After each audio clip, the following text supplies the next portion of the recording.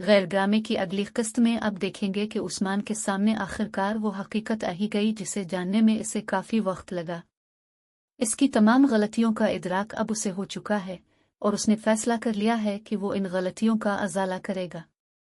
मगर तहरीम के लिए ये सब कुछ आसान नहीं होगा। तहरीम के वालिद जो कभी इसकी हिमायत में खड़े थे अब उसे सख्त अल्फाज में बुरा भला कह रहे हैं और तहरीम खुद भी अपनी ही नजरों में गिर चुकी है। सालों से वो हुआ पर इल्जाम लगाते रहे लेकिन वो बेचारी तो बिल्कुल बेकसूर निकली। असल में कसूरवार तो खुद उनकी बेटी थी। जब ये हकीकत सब पर जाहिर हुई तो तहरीम की परेशानी और बढ़ गई क्योंकि अब इसका राज सबके सामने खुल चुका था।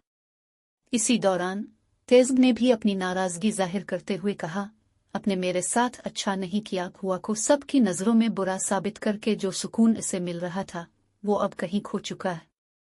ये सूरत हाल इतनी बिगड़ गई है कि इसकी बेटी वफा भी सबकी नजरों में मोतबर बन गई है, जबकि तहरीम अपनी गलतियों को तस्लीम करने पर तैयार नहीं।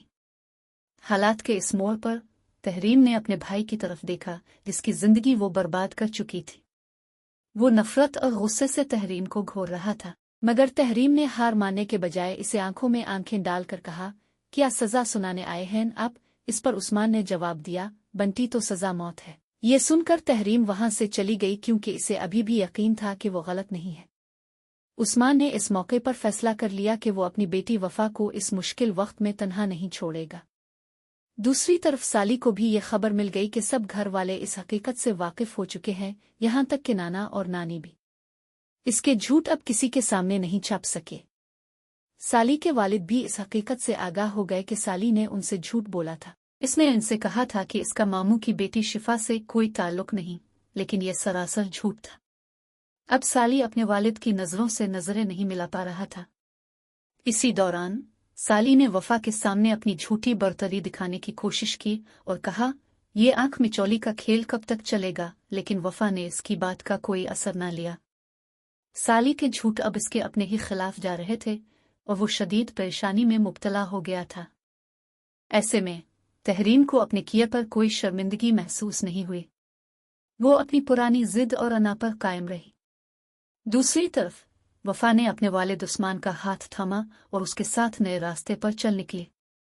जब उस्मान वफा को लेकर घर पहुंचा तो खाने की मेज पर मौजूद तमाम अफराद अपनी जगह से खड़े हो गए। उस्मान को अपनी बेटी के साथ देखकर उसकी दूसरी बीवी गुस्से में वहां से चली गई। इसकी नाराजगी उस्मान के लिए नई परेशानी की वजह बन गई, लेकिन वफा नहीं चाहती थी कि इसकी वजह से इसका वालिद मजीद परेशान हो। वफा ने उस्मान से दरख्वास्त की कि वो शिफा के कमरे में ना रहे और उस्मान ने फौरन इसके लिए अलहदा कमरे का इंतजाम कर दिया। इसके बावजूद वफा सोचों में डूबी रही कि इसकी जिंदगी में मजीद कौन से नए मोड़ आने वाले हैं। थक कर वो लेट गई, लेकिन शिफा उसके सुकून को बर्बाद करने के लिए बेचैन थी। शिफा जो अपने कमरे में जलती भूनती फिर रही थी, सीधी वफा के कमरे में गई और इसे उठाकर जली किट्टी सुनाना शुरू कर दिया। इसने कहा, सब कुछ तुम्हारी वजह से हुआ। घर वाले अब मेरे और साली के खिलाफ हो चुके हैं और तुम यहाँ आराम से सो रही हो। शिफा की बातें सुनकर वफा ने अपनी नाराजगी का इजहार नहीं किया, लेकिन इस मौके पर फरजात ने मुदाखलत की और शिफा को इसकी हद में रहने की ताकीद की। फरजात ने कहा, अगर तुमने वफा के साथ इस तरह बात की तो मुझसे बुरा कोई नहीं होगा। ये कहानी एक ऐसे मोड़ पर पहुंच चुकी है जहां हर किरदार अपनी अना, गलतियों और सच्चाई के दरमियान उलझा हुआ है। अगले वाकयात में ये देखना दिलचस्प होगा कि कौन अपनी अना को पीछे छोड़कर अपनी गलतियों को सुधारने की कोशिश करता है और कौन अपनी जिद और गलत फहमी के चक्कर में अपनी जिंदगी मजीद बर्बाद करता है।